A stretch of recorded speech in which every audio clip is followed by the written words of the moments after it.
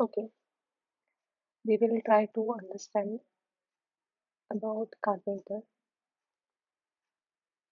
Karpenter is an open source project designed to enhance node lifecycle management within Kubernetes cluster. So this is the open source project by AWS, which is basically designed to enhance the lifecycle management of the Kubernetes cluster. Like in the Kubernetes cluster, we have nodes.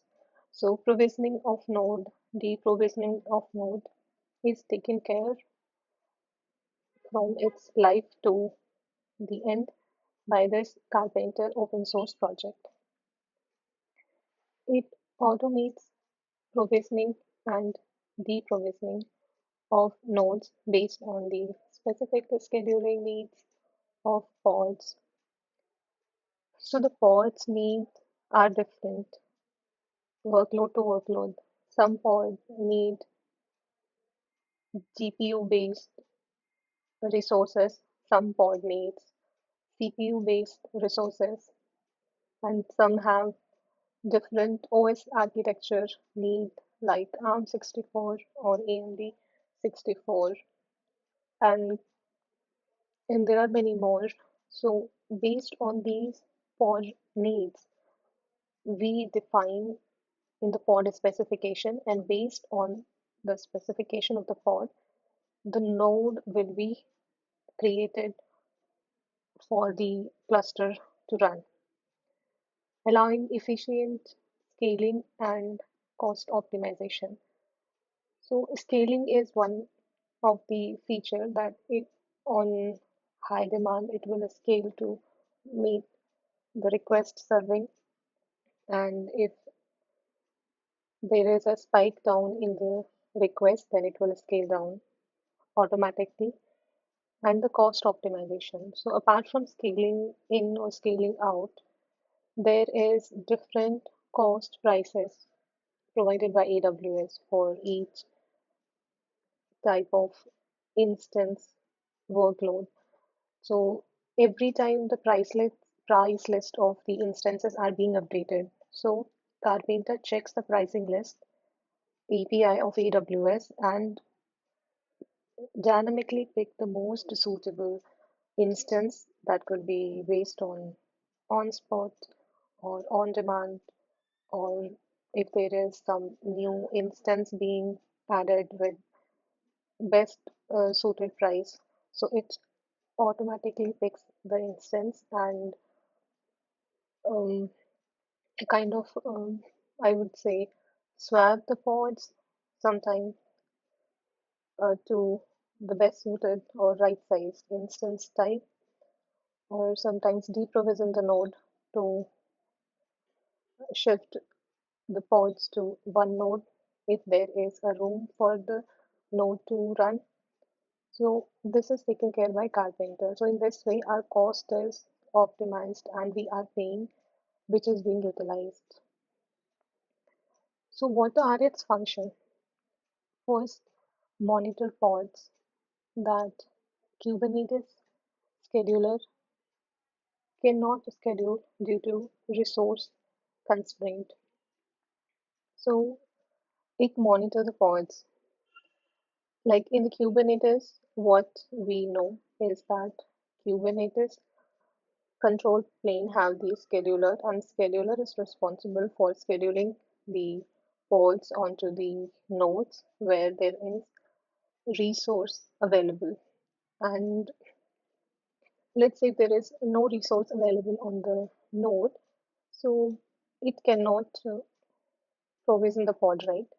For this, it requires resources, so that is taken care by Carpenter. Carpenter will manage the life cycle of the node. If there is a requirement, so based on the condition we have defined in Carpenter specification that for this particular project we need 1000 CPU. So based on the CPU limit we have defined, it will automatically pick the right sized instance for the pod that needs to be run. This is one. And second is Evaluate the scheduling requirements. So scheduling requirements are different. One is the resource request. Request means the minimum amount of the resource required to run the pod. Node selector. So based on the selector which we have defined on the pod will define on the node, the pod will and the pods and we have defined in the pod also. So based on the match, it will be scheduled on that particular node. Let's say we want to schedule a workload on demand capacity node, so it will schedule the pod on that particular node. Then there is affinities. So sometimes there is a requirement that our workload needs to be placed in different availability zones. So to place in different availability zone, we need anti-affinity settings defined in the pod specification. And same goes sometimes a workload needs a proximity, like they needs to communicate to one pod to another and the requirement of the workload is that there should be less latency. So we go for affinity settings. Then there is a tolerations. So in if I talk about machine learning training, so for training and for inference, we require different type of node. So for training jobs, we heavily depend on GPU based instances. So the training pipeline pods will schedule on GPU based node, or maybe the inference would run on CPU based. So it is basically to restrict the pods to a specific kind of server which is required to run that particular workload. So this is one, like how it decides like on which particular node this pod needs to be scheduled. Third is provision new nodes that meet the requirements of those nodes. So it also provision new node. Let's say if there is a pod which we have defined and we want that workload to be run. So based on the requirement which we have defined in the pod, that could be affinity or anti-affinity, or we have put in a toleration or any limit we have decided. So based on that, it will provision a new node if there is no resource left in the cluster. Remove nodes when they are no longer needed. It also remove node when they are no longer needed. Let's say there is the let's say there is less request, then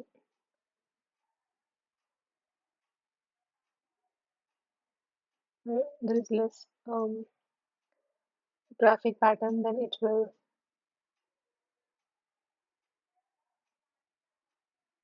with Karpenter you can define node pools with constraints on node provisioning like names, labels, requirements. The Karpenter you can define node pools with conditions on node provisioning. So there are conditions which we define for node provisioning, like themes, we define labels, we define requirement like instance type or zone limit on the total provisioned resources. So one is the pod specification where we define the affinities, tolerations, node selector, and the resource request. And there is a second configuration that we define in the node pools. So in the node pool, we define taints. Let's say we want to do no execute effect on the particular node. So what will happen? All the pods will be removed from the from this node, and there would be pods which is matching the tolerations which were defined in the pod. That is like a strict rule, a strict preferences we have, restriction we have on the pod which needs to be scheduled on that particular node. And then there are the labels like we define these are these nodes are used for training jobs. This is used for inference. So based on the label, it picks the node from the node pool. And third are there are instance type. So that could be GPU or CPU, or there are that could be availability zones based. Like we wanted US East 1A as availability zone where we want a specific set of pods to be running. So all these things are being defined on the node pool. And in the node pool, we also define the total resource which is required for this particular project. Project, I'm saying kind of infra we want for this application to be remain reliable. So that we define, let's say, 1000 CPU based on the resource utilization reports. We based on the discussion with the SME or the architect, we concluded like this is the max hit we can get. So based on that, we define when deploying when deploying workloads, you can specify various scheduling constraints in the pod specifications like resource request limit, node selectors, node pod affinities, tolerations, and topology spread constraints. So this is what we are understanding with this is when we deploy a workload, right? So there are different conditions on the pod that could be request limit, node selectors, affinities, tolerations, or they want it to be scheduled on a particular availability zone, a particular instance type. So that will be taken care by the Karpenter and will provision the right sized node based on the requirement we have defined.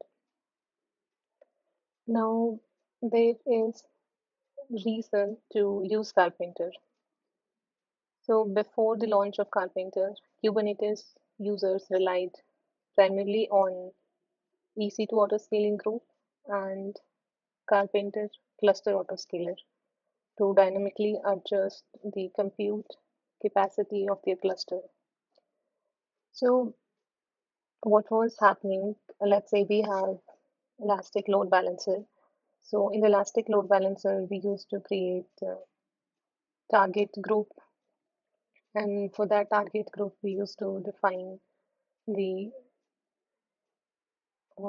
launch template in which we define our requirement, like we want this particular instance type, this particular storage.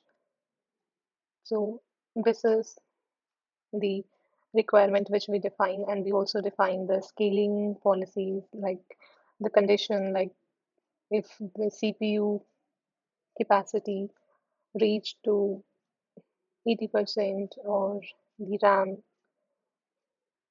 is reached to 95%. So likewise, we were defining the policy for the auto scaling group to take action to either scale in or scale out. That we have done in Elastic Load Balancer. And there is a Kubernetes cluster autoscaler also. So what this Kubernetes cluster autoscaler is doing, that is for Kubernetes. Like for AWS native, we were doing the ASU we were using, whereas for Kubernetes we were using CAS cluster autoscaler group to dynamically adjust the compute capacity of the cluster based on the workload requirement. With Karpenter, you don't need to create dozens of node groups to achieve the flexibility and the diversity you get with Karpenter.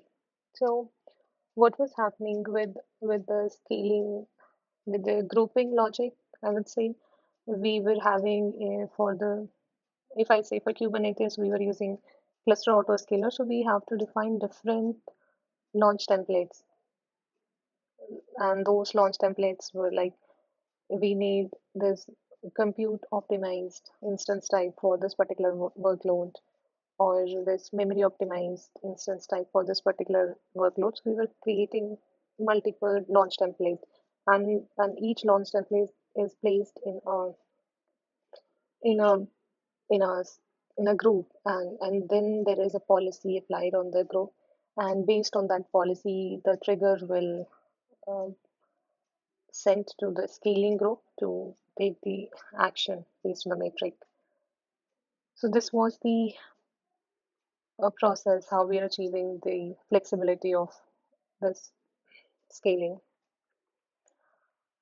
So they were unlike cluster autoscaler, Karpenter is not as tightly coupled to Kubernetes versions and doesn't require you to jump between AWS and Kubernetes API.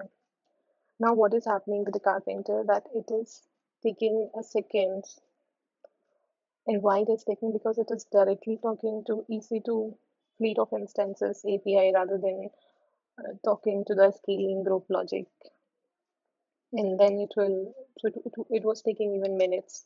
It can reach to even minute to get the resource provisioned, and that too there was a limit that uh, there is a specific availability zone we were defining for the what we have for the launch template. For each launch template, there is a specific availability zone. But here in the Carpenter, it is free to pick the right size instance mm, as per the availability zone we define. That could be of any type, CPU, GPU. So that is the flexibility we were having in the Carpenter. Carpenter consolidates instance orchestration responsibilities within a single system. So it is kind of there is a single system. It just looks at the workload requirement and do its job.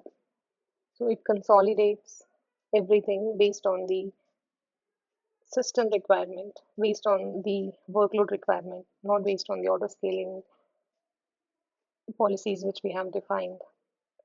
So it can pick the right size instance, which is similar, more stable, and cluster aware. So this is cluster aware. What I mean by cluster aware is that there are different nodes available in the cluster, so it is watching all the nodes, and based on the requirement, it is provisioning or deprovisioning or swapping the pods or shifting the pod to another node. So this is doing in the background to make our cost as optimized as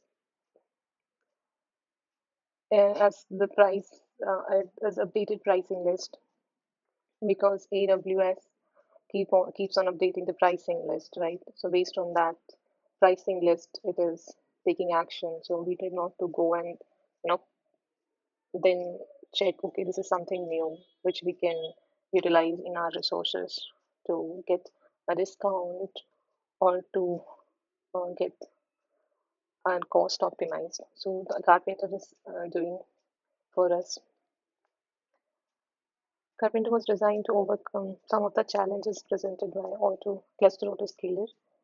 So there were some challenges which are being solved by the Carpenter, which we were facing in the cluster autoscaler. Provision nodes based on workload requirement, because it is directly looking at the pod and it is doing the node provisioning. It is not, having the auto scaling group logic and then facing a node.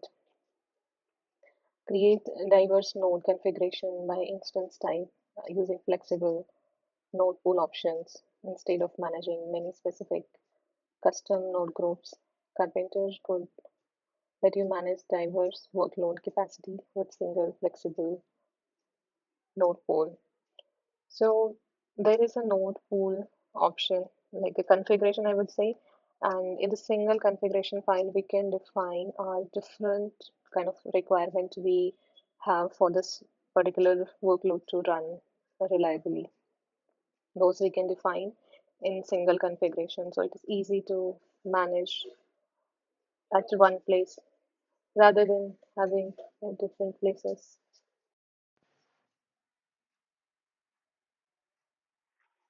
Okay, achieve improved pod scheduling at scale by quickly launching nodes and scheduling pods.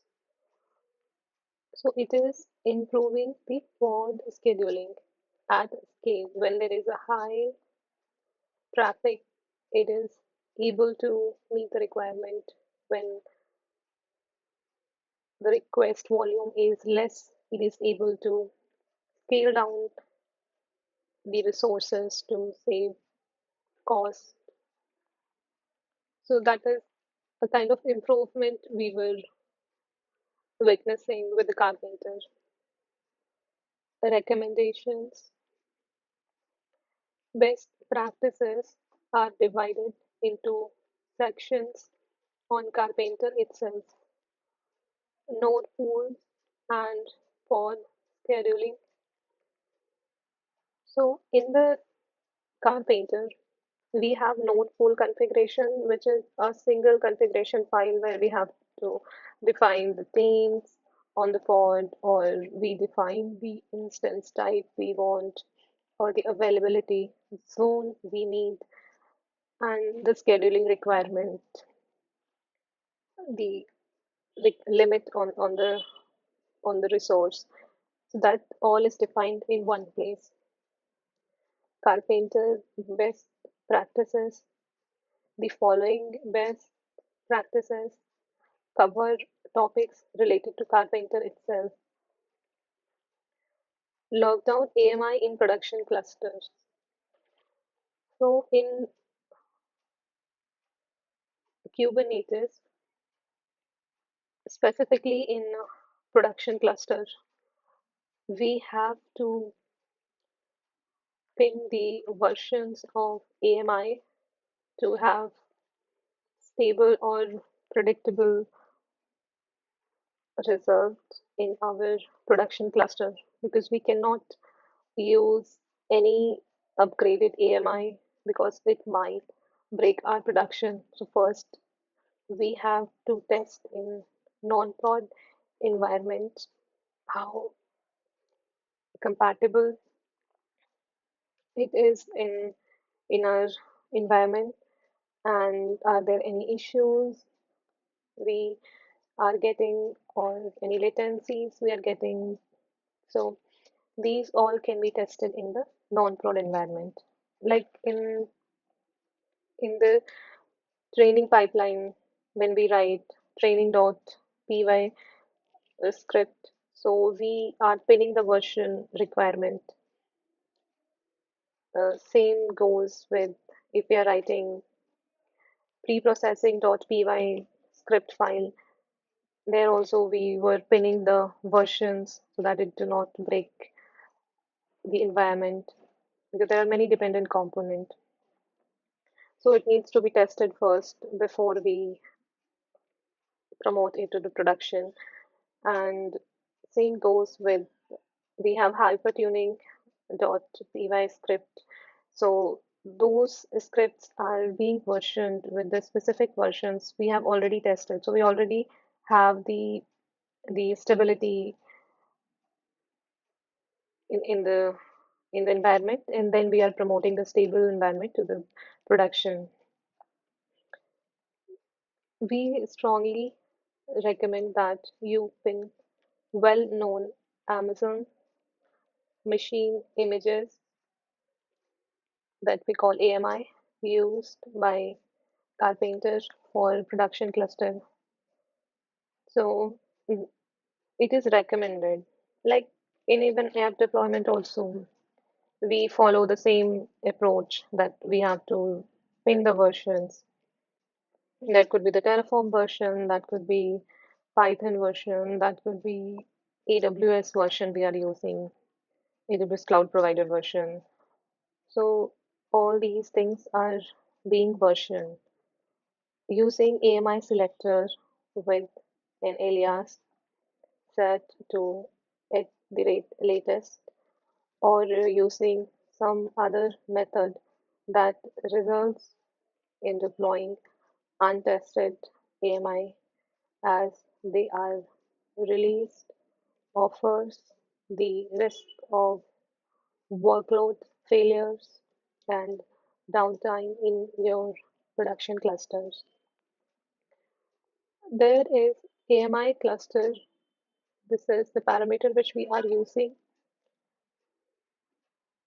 to deploy the untested version in the non-prod environment before they are released to the prod environment. So the failure and the downtime is already assessed in the non-prod environment. As a result, we strongly recommend pinning tested working versions of AMI or your production clusters while you test newer versions in non-prod clusters. So it is following as a process that first to avoid failures or downtime in production environment, we are testing the versions in the non-prod environment, and then we are promoting it to the production environment, or we can say then we are releasing it to the production environment. For example, you could set an alias in your node class as follows. AMI selector is the parameter, and in the alias parameter, we are giving the value this. So we are pinning that this AMI version to a specific versions that we have already tested in the prod environment. And once everything seems stable, then we are promoting or releasing it to the prod environment. Use Karpenter for workloads with changing capacity needs. First, that is the pinning the AMI version. Second is the changing capacity need. What I mean by changing capacity means the capacity requirements are dynamic. Like they are changing with time. Sometimes there is a high spike of the request, sometimes the spike goes down. So it is able to meet the traffic flow which we are receiving at any point in time. Carpenter brings scaling management closer to Kubernetes native API than do auto scaling group. So that we have already understood this particular thing because in in Kubernetes we specifically use managed node groups. So in the managed node groups we are defining the launch template, the instance type we want,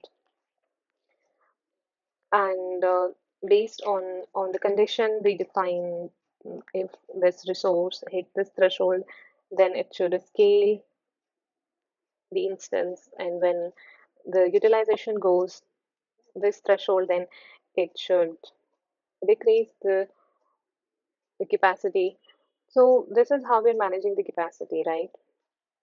Now in and the same we are managing in the auto scaling group also, because auto scaling group we were using for backend workload, we were using for front end workload, we were using for even like for DB workload we were not using, because if we are using the managed DB, then we were already having the feature to have read replica and write replica, or to have the like primary replica and secondary replica, and when there is any failure then it will automatically switch to the secondary replica until the primary replica has been fixed.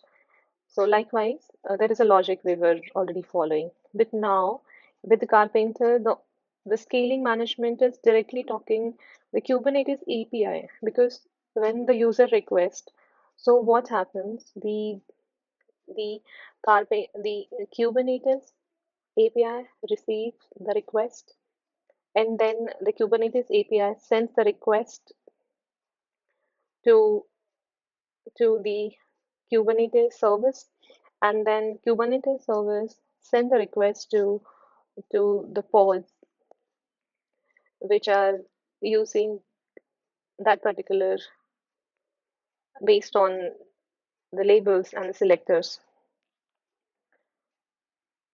So this way, the actual request is being processed, and then the response is sent to the service, then service is sending response to the Kubernetes API, and then Kubernetes API sending response to the end user. And there is, of course, a load balancer to, talk to the internet.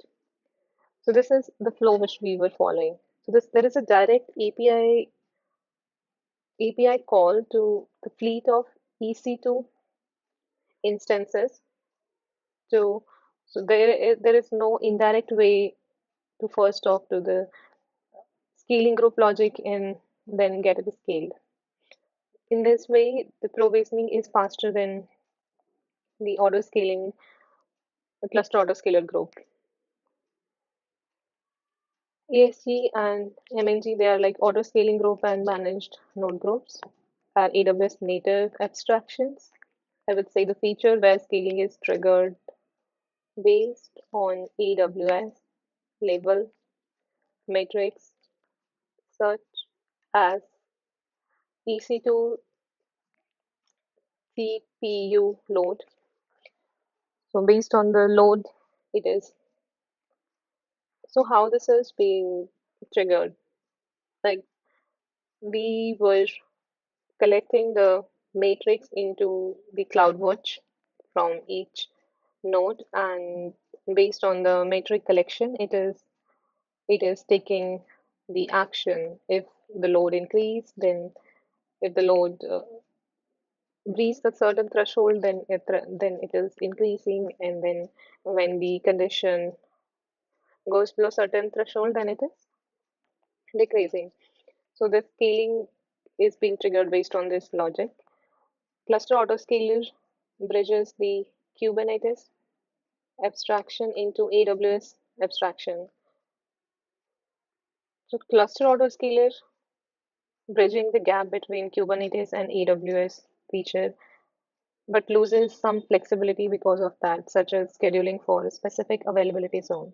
What is mean? What does it mean? When we create an EKS cluster, we define the managed node group in the configuration, like we want 5 node managed node group, and that would be the launch template for those those group. And so this is how it is happening based on the load it was triggering. But then later on, we started using cluster autoscaler tool. Then the cluster autoscaler is bridging the gap, like it is hiding the Kubernetes and AWS feature, because then AWS is taking the action based on the a matrix which is sent by the nodes into the CloudWatch. But now Kubernetes is directly scaling the the nodes, but it is losing the flexibility, like the availability zone. Let's say if in the launch template we have defined a particular availability group, then only in that availability group, that particular workload type, that could be the CPU based or GPU based, would provision. But in the Carpenter, there is a flexibility. If we define that we want our availability zone in AP South 1 AC, then it will be provisioned in AP South 1 AC based on the workload requirement we have defined in the pod specification. Karpenter removes a layer of AWS abstraction to bring some of the flexibility directly into Kubernetes. What I mean by this, so Karpenter is removing that AWS feature to bring some of the flexibility directly to the Kubernetes. So now the Kubernetes is able to directly do the scaling, inner scaling down based on the requirement we have defined in the pod setting. Karpenter is best used for cluster with workloads that encounter periods of high, spiky demand or diverse compute requirement. What this means is nowadays we have, not nowadays, it's like every time there was this, if the workload have the requirement of different compute resources, because for computing also we use different types. We use CPU, we used GPU, or so like this type of requirement can be fulfilled by Carpenter effectively with updated pricing list. MNG and ASG are good for cluster running workload that tend to be more static and consistent. It's not like we have not used normal managed node group or auto scaling group. We have used these scaling group logic also, where the running workload is having consistent resource requirement, or it is having the static traffic that it needs to handle. In that case, we will not go with the Carpenter because there is no use. We can reserve the capacity if other load are, constantly running and receiving the static traffic flow. Then we can save the cost. We need not to manage the Carpenter for this. We'll use the AWS native scaling logic. You can use a mix of dynamically and statically managed node depending on your requirement. So it depends if the requirement is spiky and it requires a mix of computing resources, then we can go with Carpenter, or if the requirements are static and it have the consistent traffic flow, then we can use the native scaling group logic. Consider other order scaling projects when it's not that we need to stick to a Carpenter project only. So if the feature is not available in the Carpenter project, then we can switch to another project which is providing that feature. So it depends whether it is solving our requirement which we have in our production, in our workload or not. So we actually decide a tool based on our requirement. If the requirement is not fulfilled by a specific tool, then we go for another tool which is able to fulfill the requirement, right? So this is like based on that we can decide. You need features that are still being deployed in the Carpenter. Because Carpenter is a relatively new project, consider other auto scaling projects for the time being if you have a need for features that are not yet part of the Carpenter. So, like we discussed just now, run the Carpenter controller on EKS Fargate or on a worker node that belongs to node group. What it means? This means the Carpenter controller, because to work Carpenter, we have its brain, which is actually coordinating this entire workflow to manage the provisioning and deprovisioning. So it have the Carpenter controller and the Carpenter webhook pod. And these pods are responsible for taking action on our cluster according to the demand it receives through pod specification. So now let's say if the cluster goes down, so the carpenter cannot do anything because the carpenter itself is down due to X, Y, Z reasons.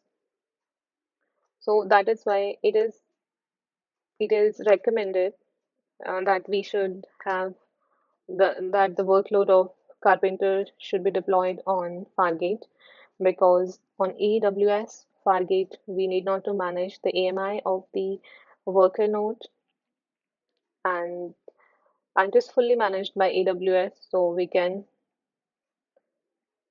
have the assurance that our Carpenter will be always available to take care our cluster requirement. Let's say if there is no request, then our cluster should scale to zero, right? So likewise, it is recommended to have the Carpenter controller pod and the webhook pod, or you can say the Carpenter itself should be deployed on AWS Fargate for high availability and for fault tolerant. Whereas our cluster should be deployed on EKS cluster. We are fine with this. Karpenter is installed using a Helm chart. Helm chart installs the Karpenter controller and webhook pod as a deployment that needs to run before the controller can used for scaling your cluster. So this is the same because we use Helm chart to install the Karpenter controller and webhook pod as a deployment. So as a deployment service, we are deploying controller and the webhook pod for the Karpenter to take action on cluster for scaling requirements. We recommend a minimum of one small node group with at least one worker node group. There is one node group because in Fargate we define the node group, and in the group we define at least one worker node. As an alternative, you can run these pods on EKS Fargate by creating a Fargate profile for the Carpenter namespace. Or the other option is we can run these pod on EKS Fargate by creating a Fargate profile for the Carpenter namespace. What I mean by this, like when we use EKS Fargate, so we create a profile for a particular namespace and then it is being taken care by the Fargate profile end to end. Doing so will cause all pods deployed into this namespace to run on EKS Fargate. Cause all pods deployed into this namespace to run EKS Fargate. It will run EKS Fargate. Do not run Carpenter on a node that is managed by Carpenter. This line is like we should not deploy the Carpenter workload on the EKS cluster which is managed by Carpenter. Carpenter is just managing the cluster, but it is sitting on Fargate profile for its high availability and fault tolerance requirement. No custom launch templates support with Karpenter. There is no such launch template support for V1 API. You can use custom user data directly specifying custom AMI on EC2 node class. Okay, so in the auto scaling group or managed auto scaling group, we were using the template, right? But in Karpenter, there is EC2 node class resource where we define the AMI that needs to be used in our environment. Exclude instance types that do not fit your workload. Consider excluding specific instances types with the node, Kubernetes instance type, if they are not required by workload running in your cluster, exclude instance types that do not fit your workload, exclude instance type that do not fit your workload. So if a specific instance type we don't want in our workload because it does not fit in, so that we can exclude also.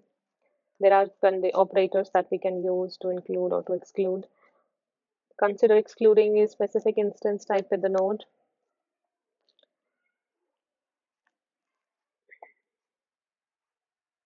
This is a key which we use if they are not required by the workload running in the cluster. So in the cluster, there is various multiple kind of workloads running. So if those workloads does not require a particular instance type, that we can exclude by using this instance type key. The following example shows how to avoid provisioning large graviton instances. So if we don't want to use large graviton instances, then we can exclude those from the EC2 node class. Enable interruption handling when using Spot. So when we use the Spot instances, then with the Spot instances, interruption comes with it because after a warning, then AWS will take the Spot instance back from our environment, and our environment will be crashed because the resource has been taken by AWS, and it comes with this condition that AWS can take back the resources after giving a warning of few minutes, giving a warning. So Karpenter supports native interruption handling and can handle involuntary interruptions, events like spot instance interruption, scheduled maintenance events, instance termination, instance stopping events that could disrupt your workload. Interruption means disruption in our workload. So let's say a spot instance is taken back by AWS, or if there is any scheduled maintenance on our workload on the resources or instance termination event are there, then they could disrupt the workload. When Carpenter detects such events for nodes, so Carpenter is detecting those events, and how it is detecting, that is, it automatically taints, drains, and terminates the affected node ahead of time to start graceful cleanup of workload before disruption. So we already know that if we taint a node, that means all the pods which are running inside that node will be evicted from the node and node will be empty. It will taint the node, means taint means only the pod which is having the taint, specific value of the taint that would be scheduled, toleration that would be scheduled. So there is no more new scheduling on the node will be done, and the already running pods on the node will be evicted from the node, and it will gracefully terminate the node by doing graceful cleanup of the workload. And so this is doing this, but how it is doing it is detecting the event, and how that event is detected by the carpenter. That is for spot, because the AWS events needs to be stored somewhere, and from there it needs to see the events, the carpenter. So from where the carpenter will see the events that we need to store somewhere. We have to queue somewhere for spot interruptions with 2 minute notice. So generally or normally it comes like the AWS will gonna take resources within 2 minutes notice. Karpenter quickly starts a new node so pod can be moved before the instance is reclaimed. So what the instance we have claimed on spot basis, it will be reclaimed by AWS. So the workload which are running that needs to be shifted to another node. So that would be quickly created by AWS. To enable interruption handling, you configure the interruption queue. So this is a parameter which we configure to enable interruption handling. That is called interruption queue. The CLI argument with the name of SQS queue provisioned for this purpose. We have service simple queue service. So simple queue service we actually give to this argument interruption queue. So interruption queue is handled by SQS service of AWS. It is not advised to use Karpenter interruption handling alongside node termination handler as explained. Okay. Pods that require checkpointing or other forms of graceful training requiring 2 minutes before shutdown should enable Karpenter interruption handling in their cluster. So now we have understood if we want to handle the interruption, then we have to define a parameter interruption queue with the AWS SQS service so that within the notice period given by AWS to reclaim the spot resource, the Karpenter will create a new resource alongside and will shift all of its workload to the new node before it is taken by AWS. So this is how we're handling the disruption. On AWS EKS private cluster without outbound internet access. What it means? It means our Amazon EKS cluster we deploy in private subnet and we make sure that there is no outbound access. Like it cannot access the internet directly from EKS cluster for the security reasons. But at the end of this setup, we want this to serve to our users which are requesting from the internet, right? So how we ensure that our infra, serving infra is remain in the private, but it is sending the request to the internet. When provisioning an EKS cluster into VPC with no route to the internet, means we are deploying it in a private subnet, you have to make sure you have configured your environment in accordance with private cluster requirement. What it means is there is no outbound rule in the security group for the internet access, and there is no internet gateway to access the internet or no net gateway that appears in EKS documentation. In addition, you need to make sure you have created an service token STS VPC regional endpoint in your VPC. If not, you will see there are similar to this. What it means, but it needs to talk to the internet. Then how it will talk? So for this, we need to create an VPC endpoint. What VPC endpoint will do to route the traffic that would be to download a model from S3 bucket or to access the image from ECR registry or to put the matrix to CloudWatch, it needs the access to other services. So that needs to the traffic request, the traffic needs to flow within the network. So for this to flow, we will use the VPC endpoint. These changes are necessary in a private cluster because the Carpenter controller uses IAM roles for service accounts. The changes are necessary in private cluster because Carpenter controller uses IAM roles for service account. So it is using service account.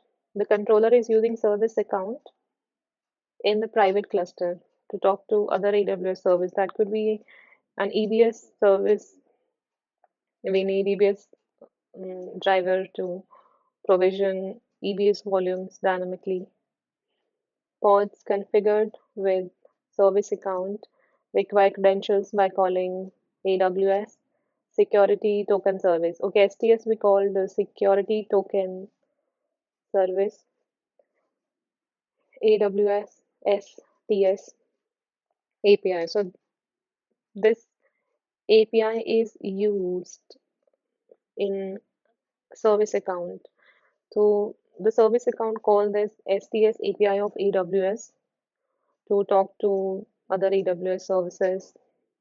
If there is no outbound internet access, you must create this VPC endpoint in your VPC.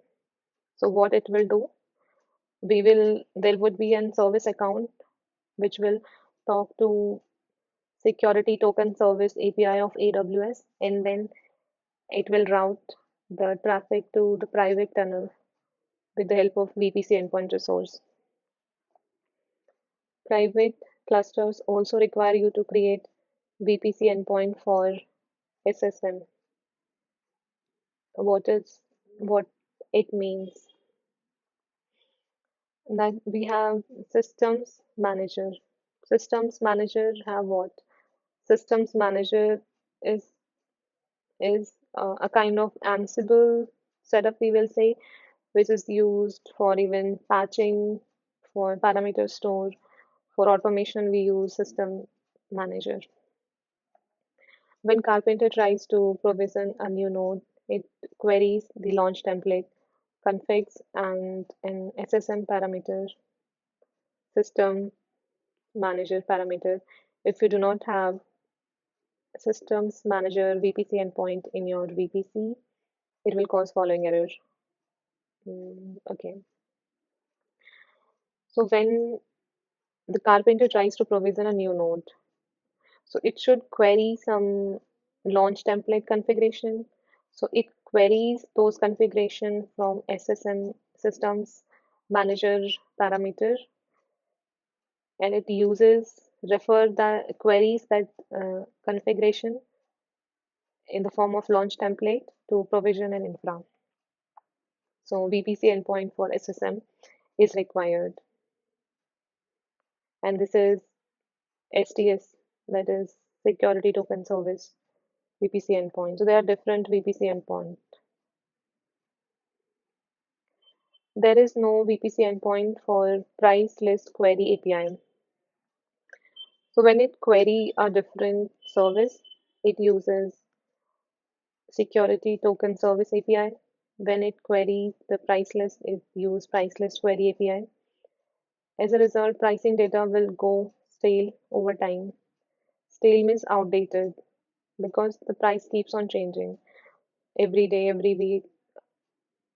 We never know, maybe multiple time a day or in a week, there could be a pricing update. Carpenter gets around this by including on-demand pricing data in its binary, but only updates that data when Carpenter is upgraded. As a result, pricing data will go outdated. Carpenter gets around this by including on-demand pricing data in its binary, but only updates that data when Carpenter is upgraded. So only when the Carpenter will be upgraded, the data will get upgraded. So that is why it is necessary to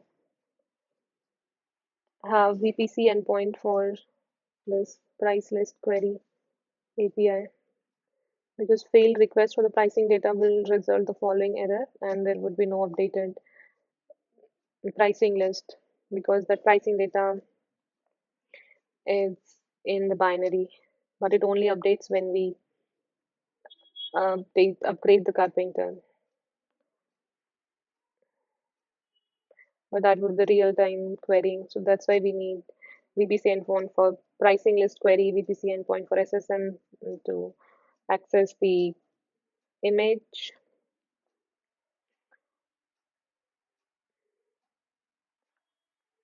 creating node pools. The following best practices cover topics related to creating node pools. Now, when we talk about node pools, create multiple node pools when different teams are sharing a cluster and need to run their workload on different worker nodes or have different OS or instance type requirement, create multiple node pools. So sometimes what happens then that a single cluster is being shared among different teams. So for each team, we have to create a multiple node pool depending on their OS requirement, AMD 64, ARM 64, or instance type, CPU optimized, memory optimized, general optimized. So these are the different requirements we get from each team. For example, one team may want to use bottle rocket while another may want to use Amazon Linux. So if single cluster is being shared among different teams, then the different team have a different AMI requirement. One team might have access to the expensive GPU hardware that wouldn't be needed by another team. Let's say we have data engineer team. So data engineer team needs access to expensive GPU hardware because they have to pre-process the data. They need to run the pipeline to transform to do the ETL jobs. Using multiple node pools make sure that most appropriate assets are available for each team. Or maybe another, we have the deployment team, which just needs to deploy the inf model that require CPU-based resources and it needs the access to the feature store. So this is how it is managed by using multiple node pools for different teams if they are sharing a single cluster. Create node pools that are mutually exclusive or weighted. It is recommended to create node pools that are either mutually exclusive or weighted to provide consistent scheduling behavior. What it means, it is recommended to create node pools that are either mutually exclusive or weighted to provide consistent scheduling behavior. So when we create a node pool, that means they are mutually exclusive. Otherwise, we would be using the single node pool because the requirements are exclusive. That's why we are using different node pool configuration. And those configurations are saved in SSM systems manager parameter. If they are not and multiple node pools are matched, Karpenter will randomly choose which to use, causing an expected result. Useful examples for creating multiple node pools include the following. So if the Karpenter sees this inclusive, like the common type in both the node pool, then it will get confused and it can cause unexpected results. Create a node pool with GPU and only allow special workloads to run on these nodes. So the GPU, this is a node pool. We have we are using this particular node pool kind of object in the Kubernetes, and And we are using taints so that only a specific workload can use these expensive nodes. Disruption, consolidate after 1 minute. Consolidate policy when empty or underutilized. Let's say if node is empty or it is underutilized, then it will do the disruption. Template, node class reference, EC2 node class it is using. Expire after never, that is used for upgrade because the EMI needs to be upgraded time to time. Requirements, instance type. It is using operator in, so it will use these instance type because it is the need of this team to have these resources to run the workload. And the OS requirement is Linux, and the architecture requirement is AMD 64, and the capacity type requirement is on demand. So for expensive nodes, we are using on demand capacity type, and the architecture we are using AMD 64, OS we are using Linux, and the instance type we are using these two. And we have defined a taint here, that is no schedule. What it means by no schedule means it is strictly restricting that if the pod have this value true, only then it will be scheduled on this expensive node. Otherwise, the pod will not be scheduled on this expensive node.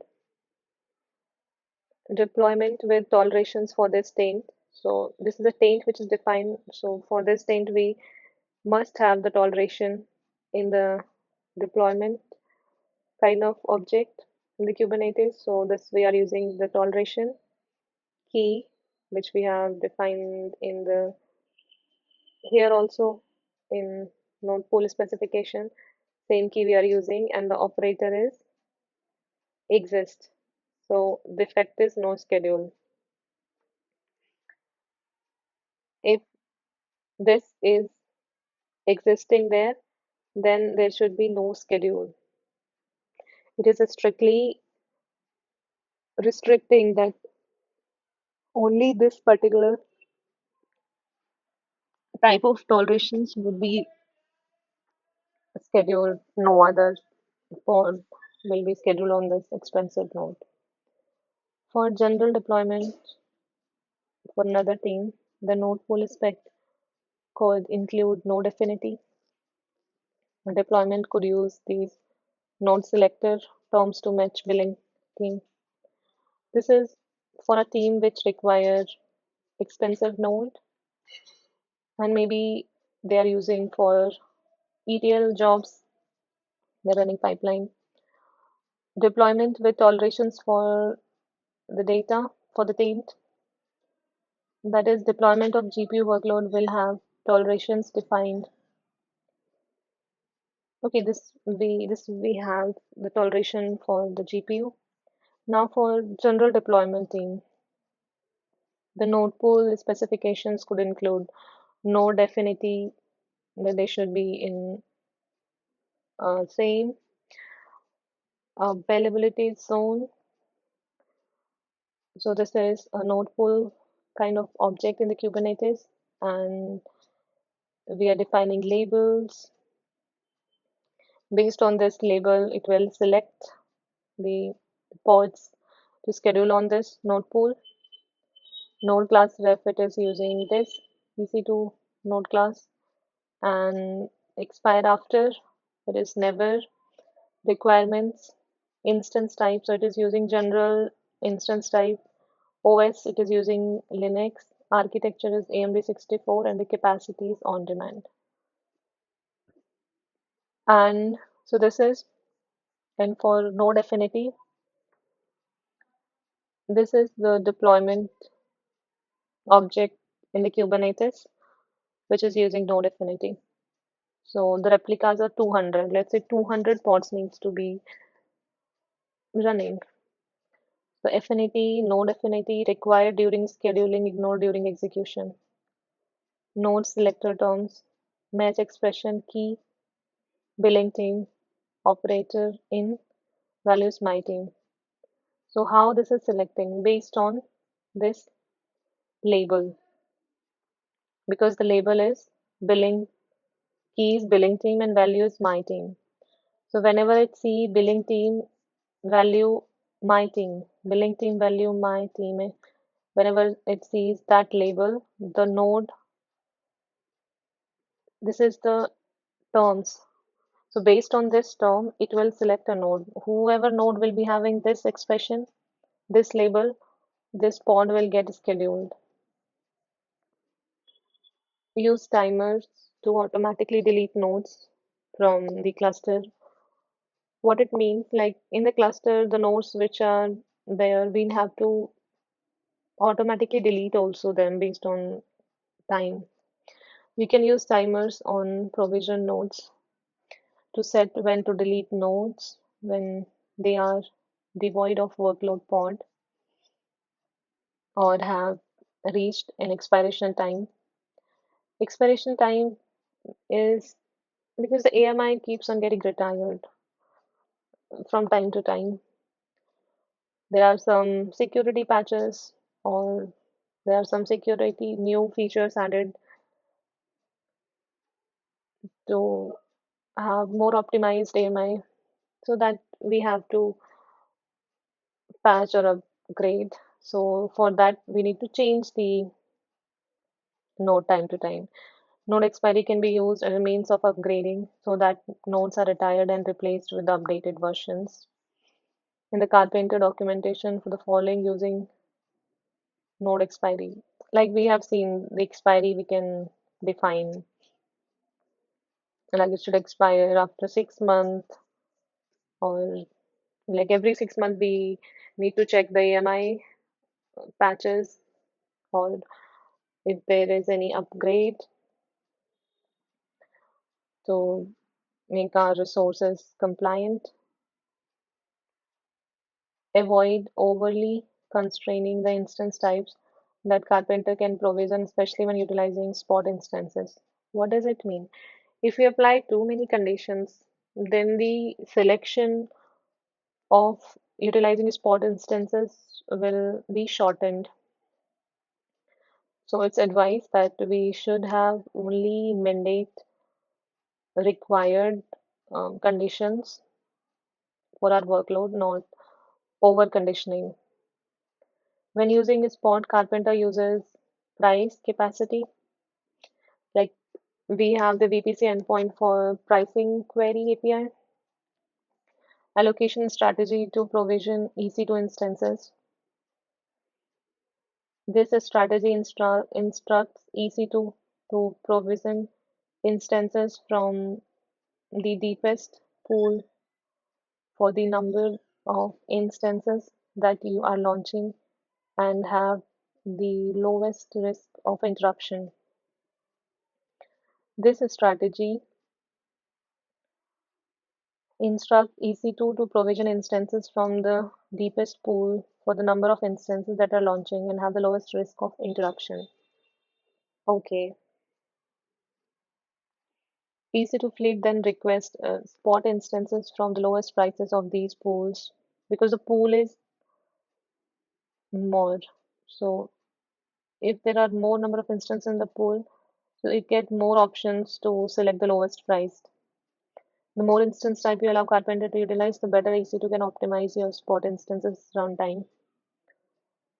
So if there are more number of resources available in the pool, then it will utilize and it will choose the lowest price, choose the better instance. By default, Karpenter will use all instance type EC2 offers in the region on and the availability zones your cluster are deployed in. So the EKS cluster will be deployed in a particular region and availability zones. So based on this, it will select the instance type. Karpenter intelligently chooses from the set of all instance type based on the pending pods to make sure your pods are scheduled onto appropriate right size instance and equipped instance. For example, if your pod does not require a GPU, Karpenter will not schedule your pod to an EC2 instance type supporting a GPU.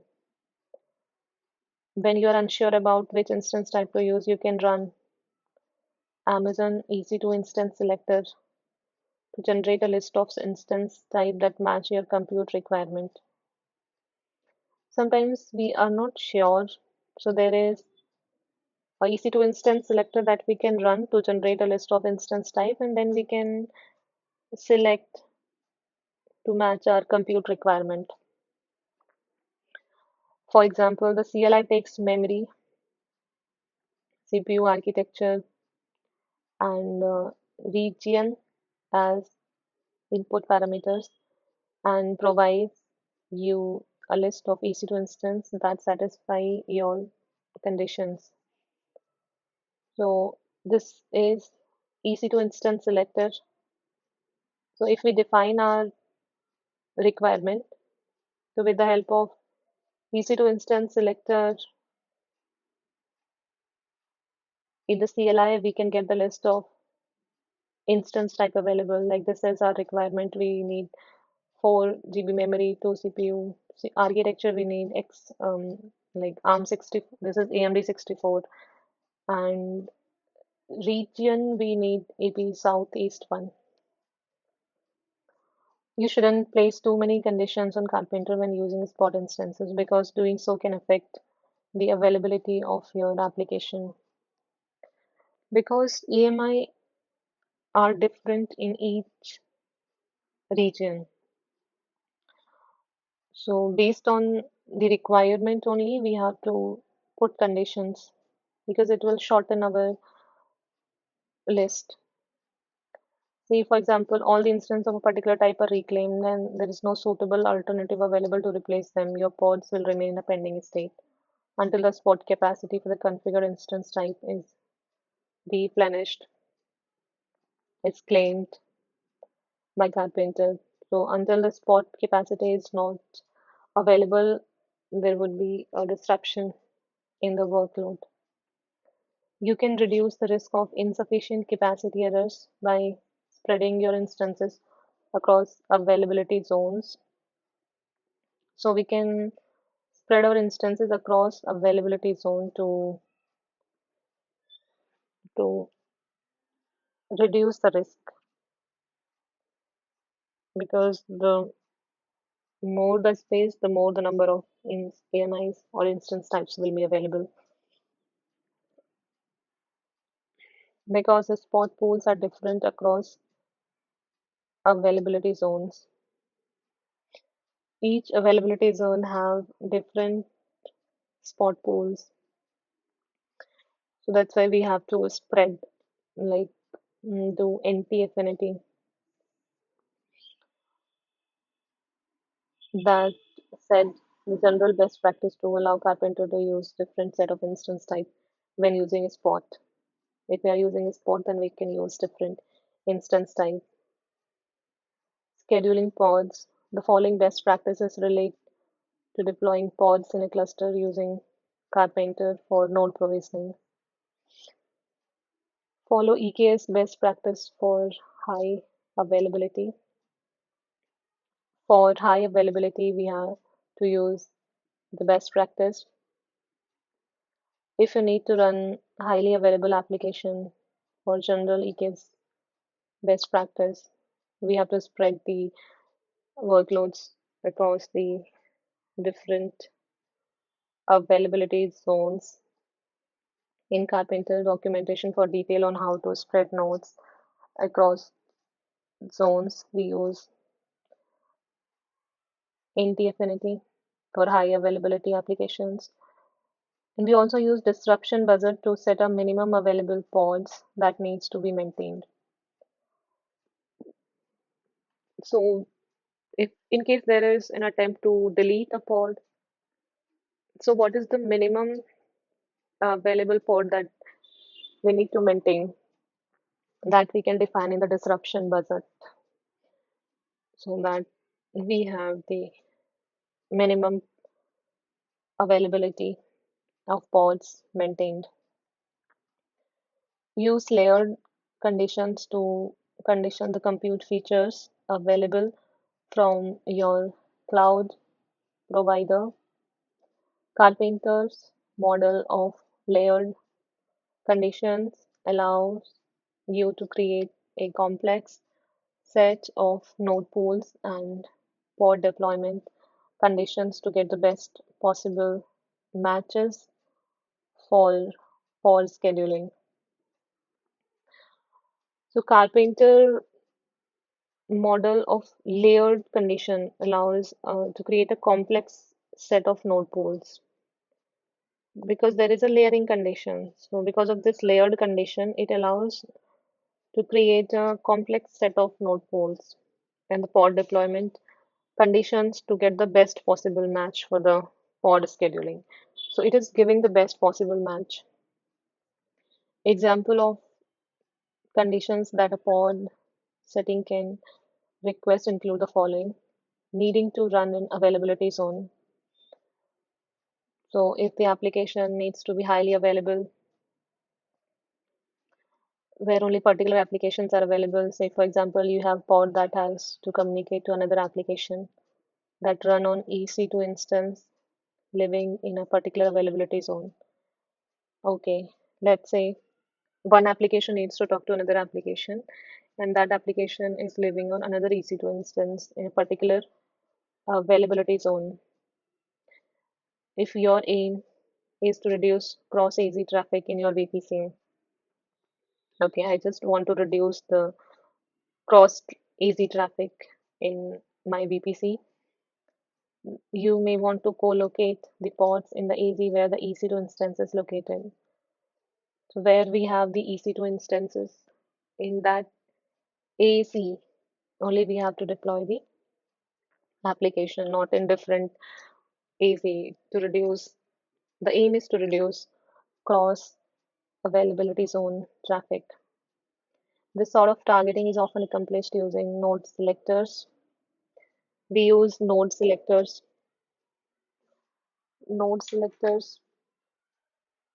that we define in the node pool. And this sort of targeting is often accompanied using pod selectors. So we define the label on the pod specification and the selector in the pod specification, and based on the expression it will match that we have defined in the pod specification. Like here, if we'll see, we have defined this particular selector terms in the pod in the deployment object of the Kubernetes. So based on this selector, it will deploy. If you will see, this is a label which we have defined in the node pool. So we define label and selector in the pod.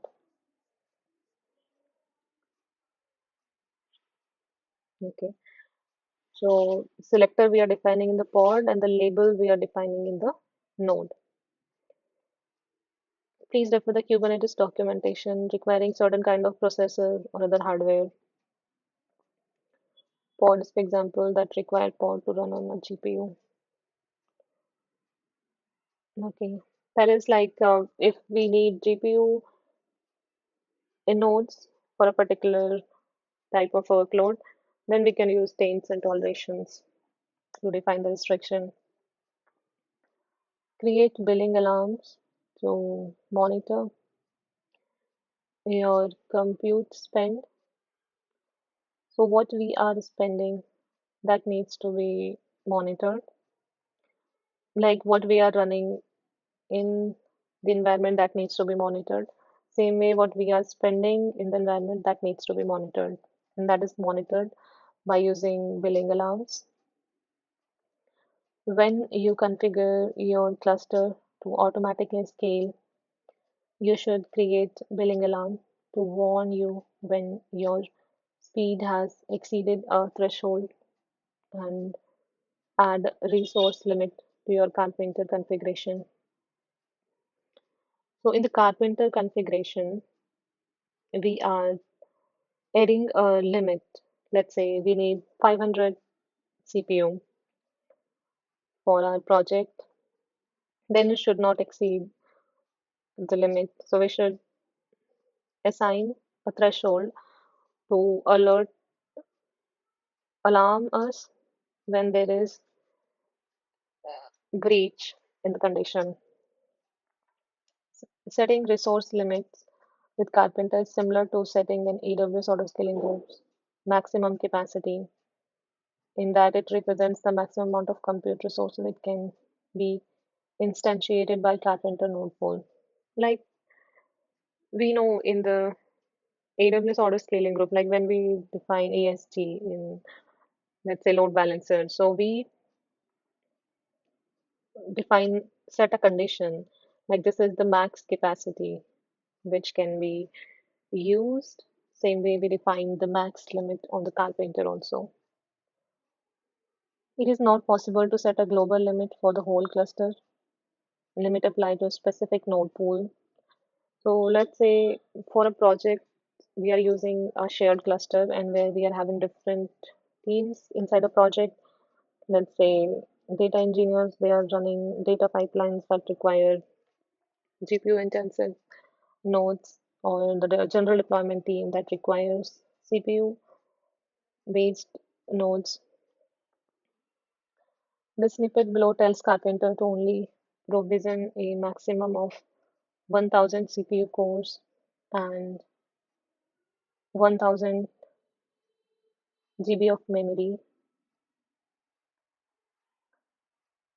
Okay, and this is just a normal requirement, just a sample requirement. Carpenter will stop adding capacity only when the limit is met or exceeded.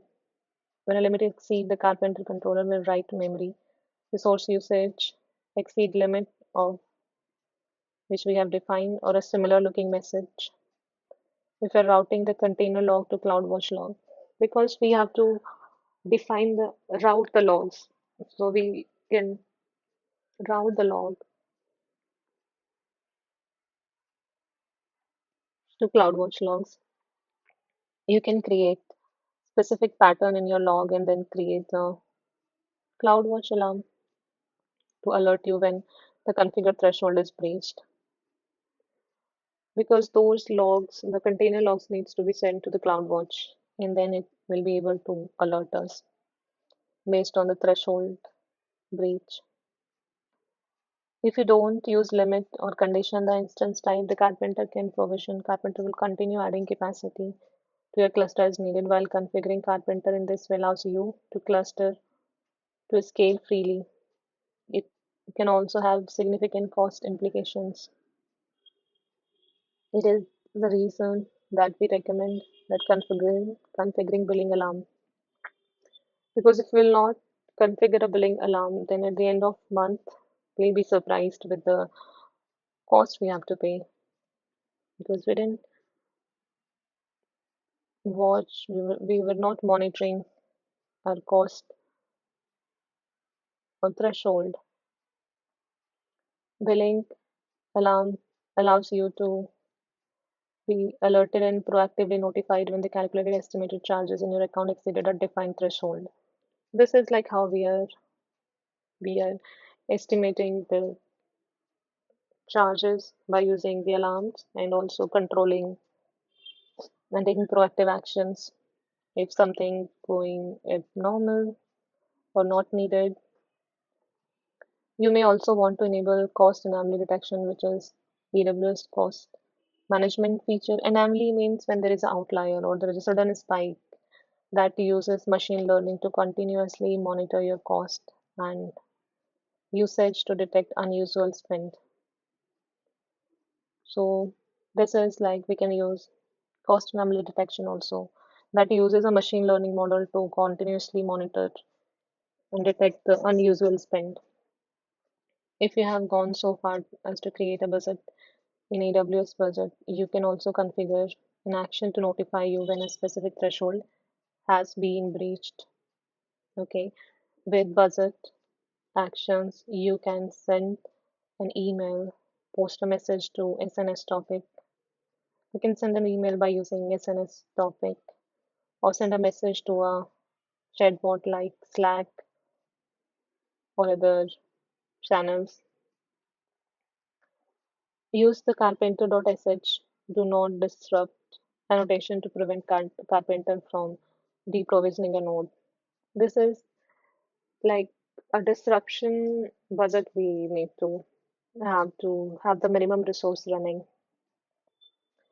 If you are running a critical application on a Carpenter, such as long running batch job or a stateful application, and node's time to live has expired, the application will be interrupted when the instance is terminated. So if you're running a long running batch job, so the entire infra would get disrupted and we'll be not able to track the progress of our batch job. Adding a carpenter.sh do not disrupt annotation to the pod. If we add this annotation to the pod, then this particular pod will not be terminated until the pod itself is terminated or the annotation is updated. Until we don't update the annotation, it will not disrupt this particular pod if it is running a critical application. If the only non-deviant pods left on our nodes are those associated with the jobs, Carpenter is able to target and terminate those nodes for as long as the status job is succeed or failed.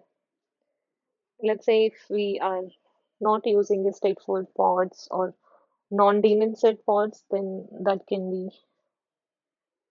terminated because it will not impact our production. Configure request equal to limit for all non-CPU resource when using consolidation. So when we use consolidation, we can configure request is equal to limit for all non-CPU resources, like I would say GPU-based resources. Consolidation and scheduling in general work by comparing the pod resource request with the amount of allocatable resources on a node. Let's say a node have a certain resources that it can allocate.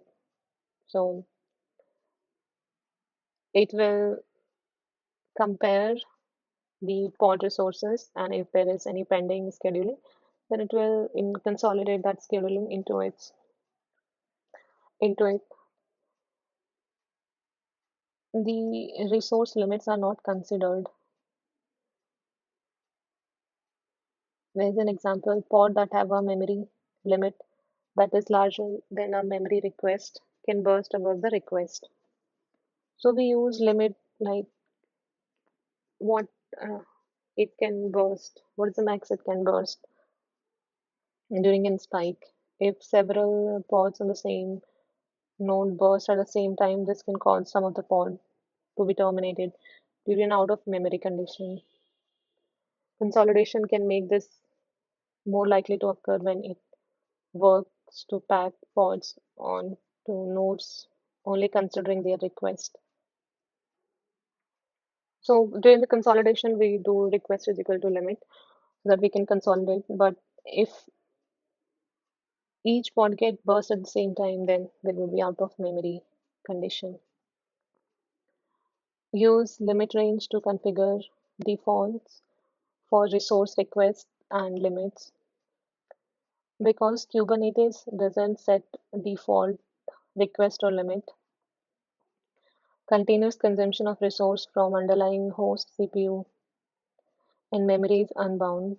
The Kubernetes scheduler look at the pod's total request, the higher of the total request from the pod's container or the total request from the pod's init container to determine which worker node to schedule the pod onto. What it means, like we can have the limit range on the namespace level because by default it does not have. So based on the pod, because in the pod we can have init container, Like if we have the init initializer storage container that is to download a model from the S3 bucket. So it will initiate during the runtime, and once it is downloaded, it's one time job, and then it will goes off. And same the sidecar container. We if we want to collect the matrix of the container, then we need sidecar container. So based on the total resource, it will schedule a pod onto the specific node.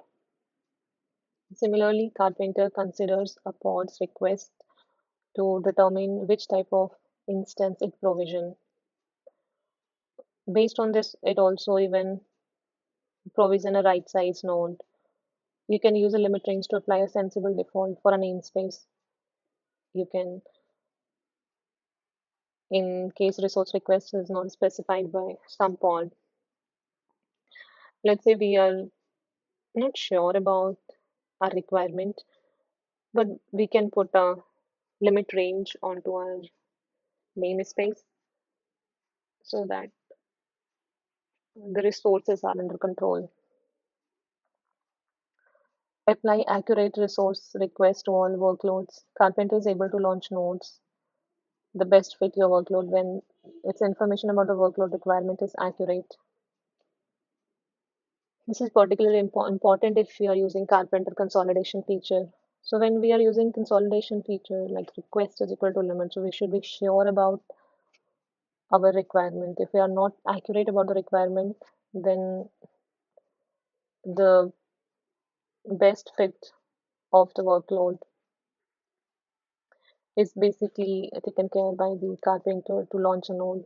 So it will launch a node which is suited for the requirement which we have defined. Core DNS recommendation.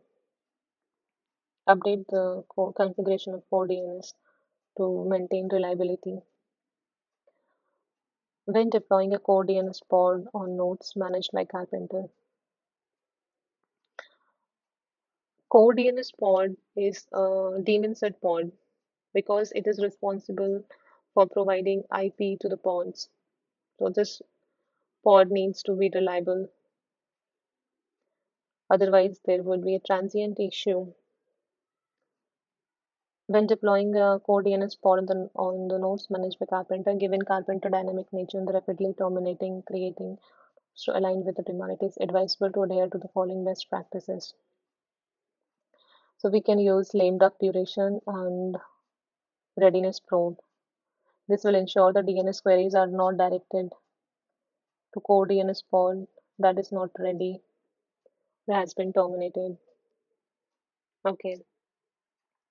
There are some like core DNS is the pod. It's a daemon set pod. When a node runs, when the new node is provisioning, the core DNS pod is comes with it because this is a daemon set pod because it maintains the IP address for the pods. So it needs to be up and running. It needs to be updated all the time. That's why we should have a lame duck duration and a readiness probe. Like if it should be running and there should be a probe that it is ready to accept the traffic. Only then it should be terminated. It should be accepting a traffic, not before it's ready, the traffic hits it, then traffic will drop. I'll name the duration. This is the duration it will handle until this pod comes up. Carpenter blueprints. As Carpenter takes an application first approach to provision compute capacity for the Kubernetes data plane. What I mean by Carpenter blueprints, like in the Helm chart, we have a blueprint, right? So based on our specific environment requirement, we keep the values, we change the configuration, but we need not to invent the wheel from start. It's just that what at what point, what is required in our environment, those values we will change. And the blueprint is already the best practice. Blueprint is already there, so we need not to reinvent the wheel.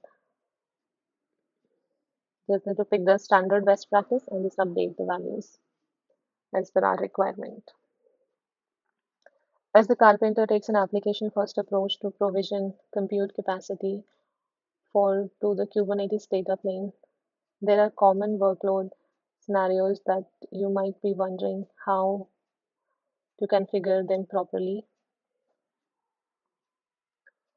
There are common workload scenarios that you might be wondering how to configure them properly.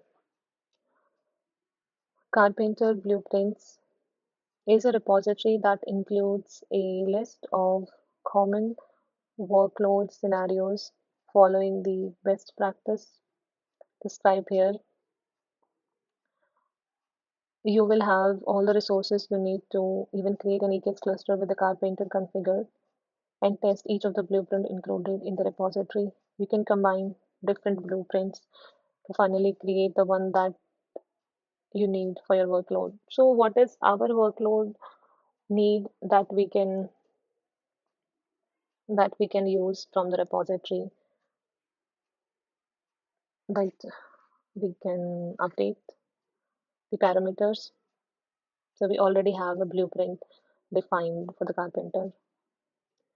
And there are some additional resources like it have immersion day, it have cost optimization, it have EKS, cluster autoscaler, and reinvent, and some other like spot instances and other. So what we have understood in Carpenter is that it has the blueprint already defined in the repository. So according to our workload requirement, we can update the parameters. Core DNS requirement recommendation. This is very important because that is the daemon set pod, so it needs to be running. It needs to be healthy, so we need to check the readiness probe before sending a traffic.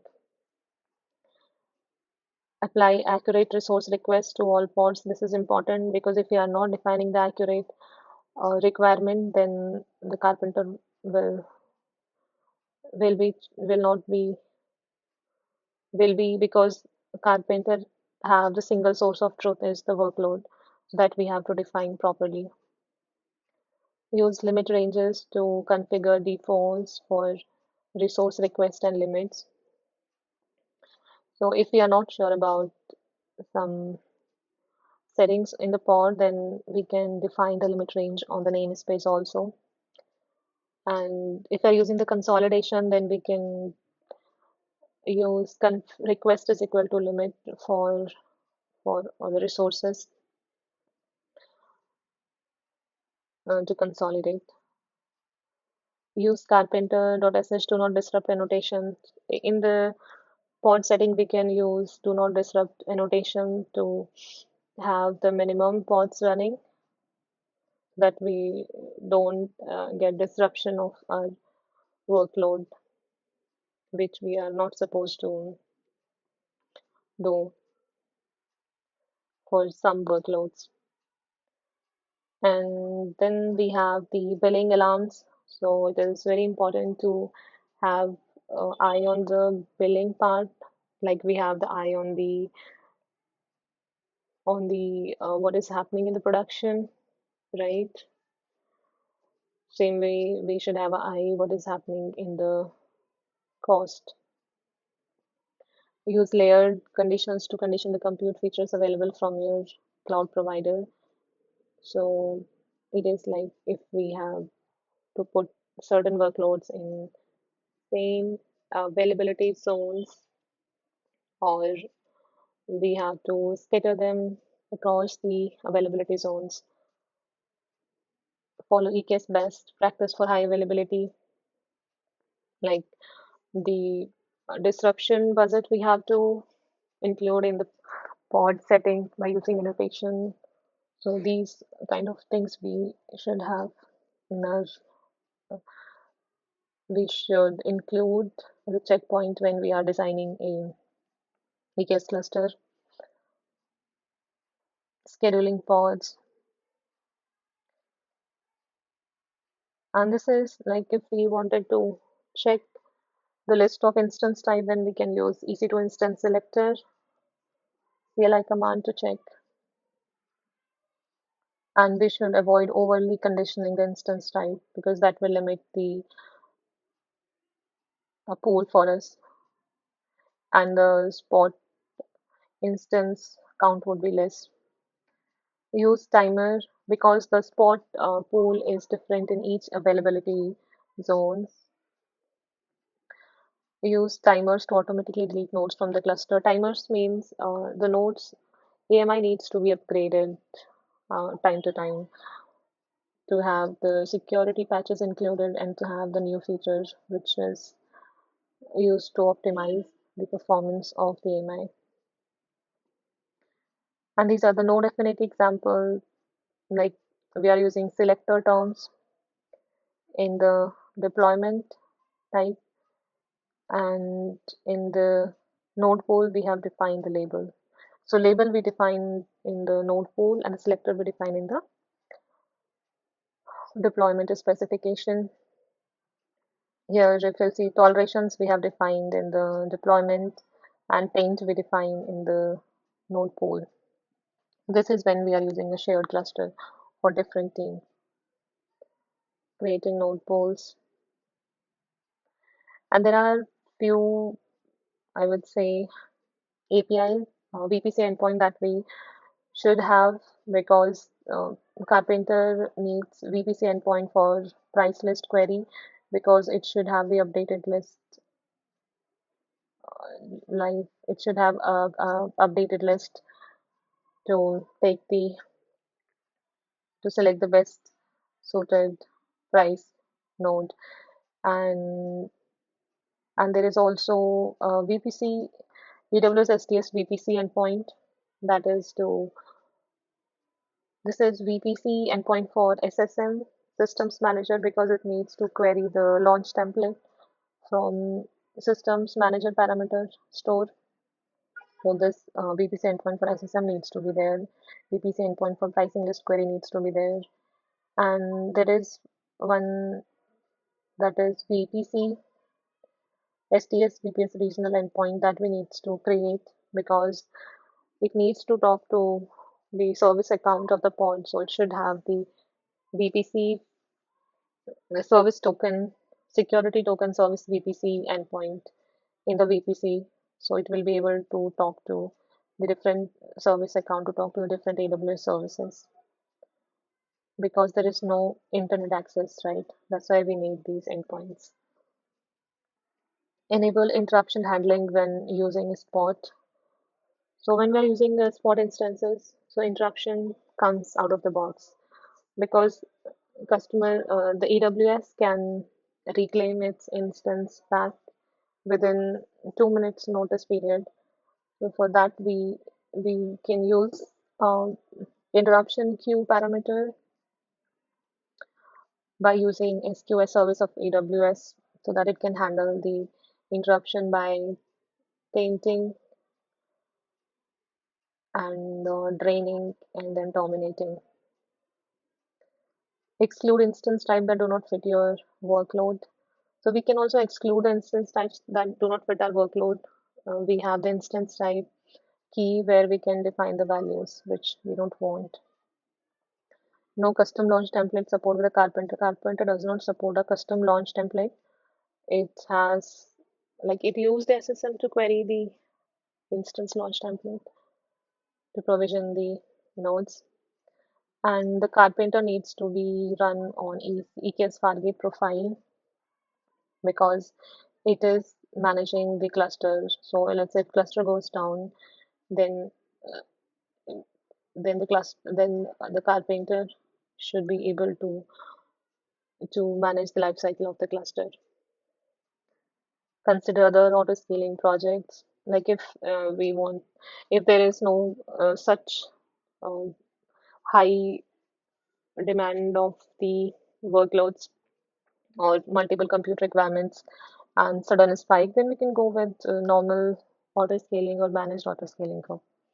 We have that auto scaler feature of feature to manage the Kubernetes scaling so that we can leverage if the requirements are not such high or or you can say multiple compute requirement, varied compute requirement. Use Karpenter for workload with changing capacity needs.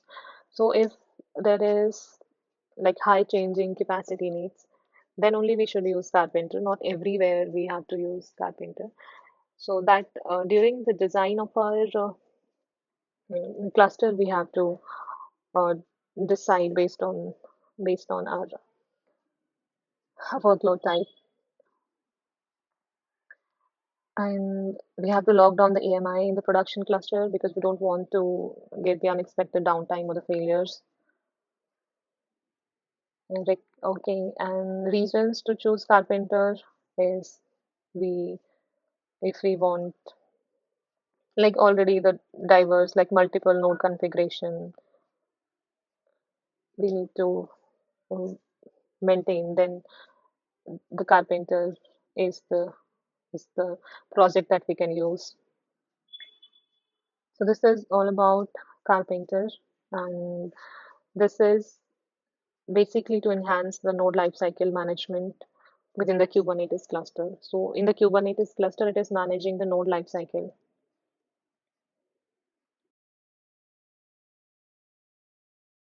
Today we will try to understand about Karpenter. So Karpenter is AWS open source project that is used as an lifecycle manager for node in the Kubernetes cluster. Previous to Carpenter project, we were using cluster autoscaler to scale the nodes on Kubernetes based on the autoscaling group logic. So it was taking more time to provision the request, I mean, the nodes to handle the request. Whereas with Carpenter, it is taking seconds. And the reason behind it is it's direct talking to EC2 fleet of instances. And Carpenter is also gives the feature to handle multiple type of compute requirements that could be CPU based, that could be GPU based, or there are other like architecture requirement or OS or the instance type that we can define in a node pool configuration in single file, and we'll be able to scale the workloads as and when there is a request. Apart from this feature of based on the instance type or the OS or the architecture, we also have the requirements. Let's say we need one application talks to another application. So for those interaction, we need to place them in single AZ so that there is no less cross AZ traffic. It takes time, so there would be few seconds delay in in the interaction. So to reduce that time, we can place such workloads in single availability zones, and this can be achieved by Carpenter. Also, in the Carpenter, we have a disruption feature that is because in Carpenter we can utilize the capacity type that could be spot instances or that could be on-demand instances that we can utilize. So to utilize such capacity type. Specifically, when we say spot instances, so we are already agreeing that AWS can reclaim the resources on 2 minute notice. So the workload will be disrupted if it is not handled properly. To handle it, we have the annotation that we can write in the pod specification so that the minimum amount of pods are always running and we don't face unexpected downtime or the failures in the production.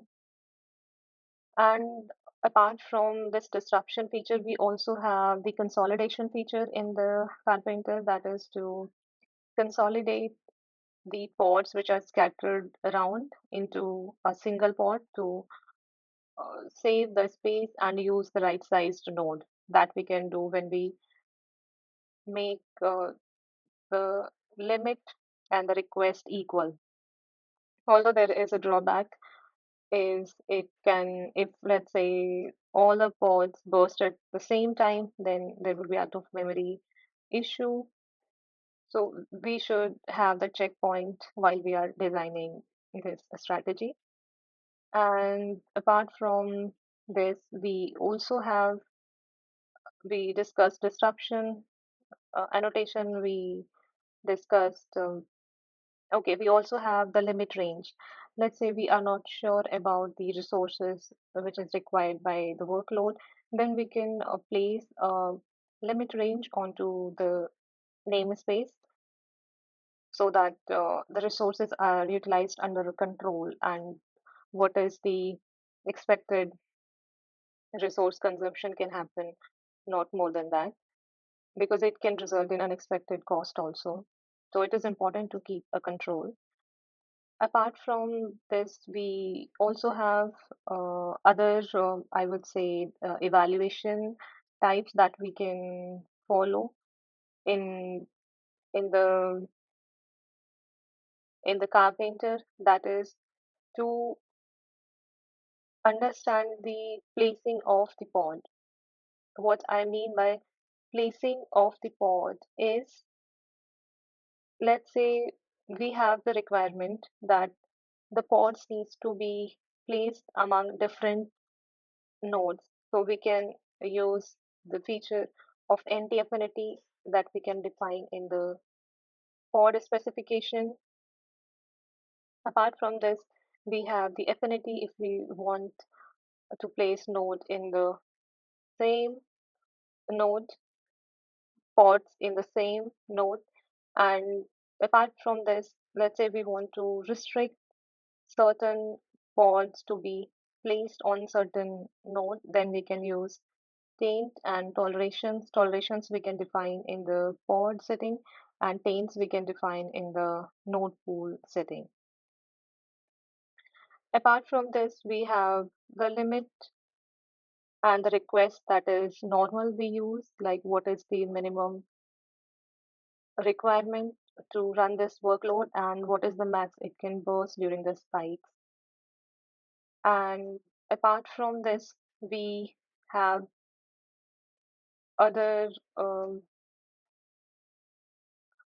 features in the Carpenter, that is, we need not to reinvent the wheel, like we need not to write the file from the scratch. We can utilize the Carpenter repository where we already have the blueprint or the best practices that we can follow.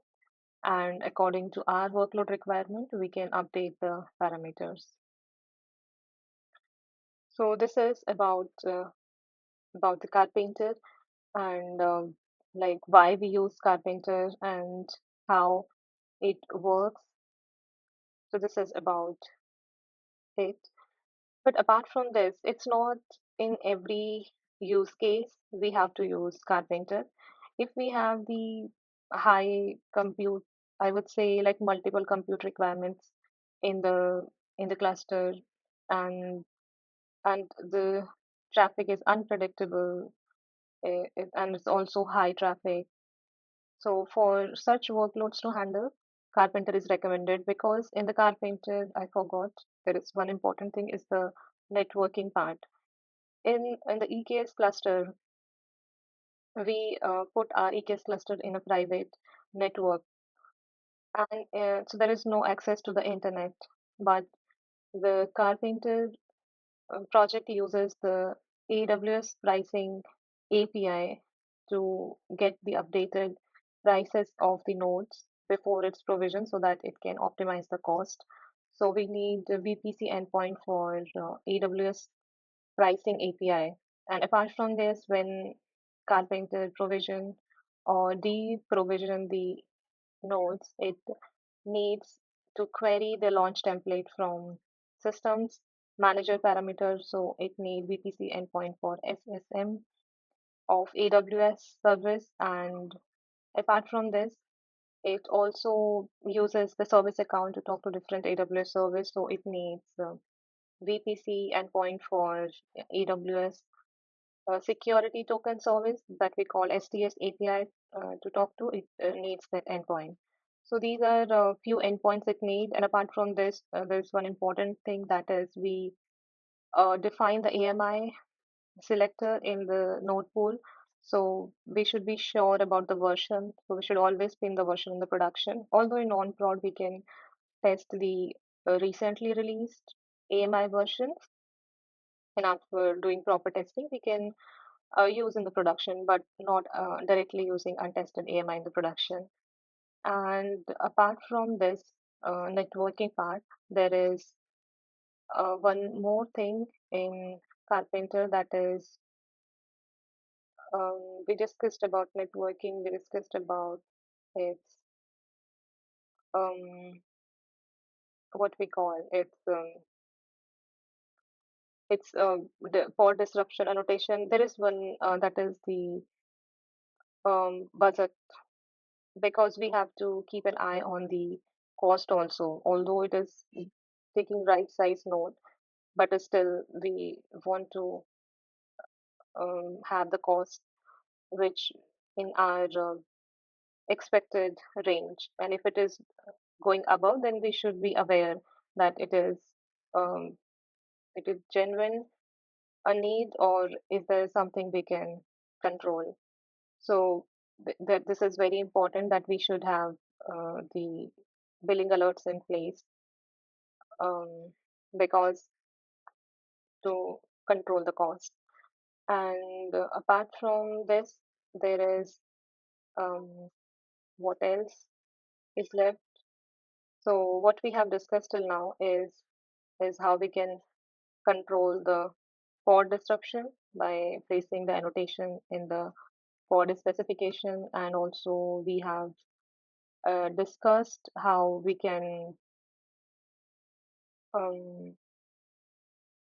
how we can utilize the different I would say conditions like affinity, anti-affinity, or request limit, and taint and annotations, and also to have limit range on the namespace, and utilize the um, cluster, especially in the production, by using pinned AMI versions, and what else?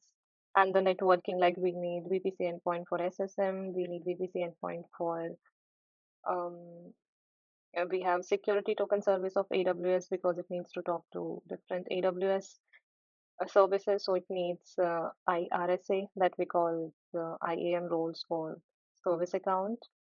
And what else apart from this is so that these are all, I would say, things that we consider while using it.